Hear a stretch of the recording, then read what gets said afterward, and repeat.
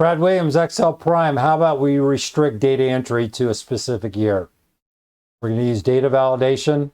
Here's the formula. Year C5 is equal to 2029. Here's the layout. Years returns the year. So if we try to put in about 2028, we're going to get an error. There's nothing difficult here. I'm going to allow you to do this on your own. Remember what we're doing here. We're going to go in, we're going to hit data validation, and I want you to do this the hard way. I want you to go in, I'm going to go data validation, data validation, data validation, and because this is highlighted, I'm going to have you go over here. I'm just going to go anywhere. Data validation. Well, I'll just go here. Data validation, data validation. Remember, go to custom, read this over here. I'm going to let you run with this on your own.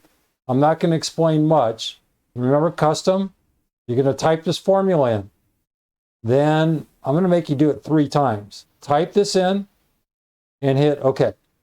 You can put it in there arrow order or not. Cancel. I want you to do the same thing repeatedly.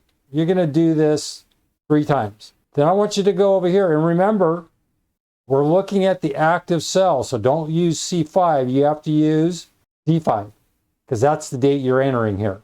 Then I want you to go over here and I want you to shortcut this as much as possible.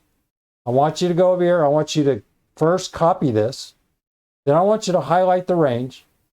Then I want you to go to data validation. I want you to input that information, and if you want an error message, go ahead and do that. Remember to click apply to all, and then hit go. Then I want you to test it. Be sure to use the correct column number, H. So H5. If it doesn't work, erase it and keep practicing. Brad Williams, Excel Prime.